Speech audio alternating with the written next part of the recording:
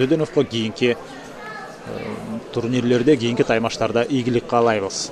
Кезектеги жұп Эрнест Оморбеков кызыл бурчтан, калсын оң тарабында эми анын атандашы Ильор Шамуратов көк бурчтан. Экөөнүн кийимдери бир топ окшошураак, бирок албетте мээлейлеринен ачык ажыратса болот.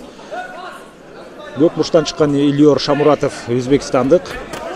Кармаш урушу боюнча Азиянын чемпиону жана Эрнест Оморбеков ал биздин мекендешибиз Ысык көлдөн болот. Жана бетеш башталган учурда эле ошентип жеңишке ээ болуп кетти Ильор Шамуратов.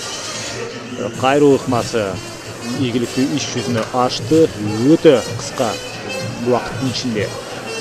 Ысык көлдүн чырпыкты айылынан болгон Эрнест Оморбеков ошентип көпкө чейин өзүнүн күчүн көрсөтө алган жок. Алгачкы секундаларда эле жеңилүү ызасын тартып калды. Буга чейин Веб Pro Fight 13-тө 9-13 турнирлеринде чыккан эле.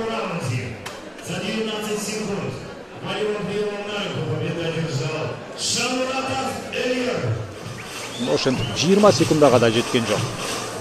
Бул созулган жок. Бул беттеш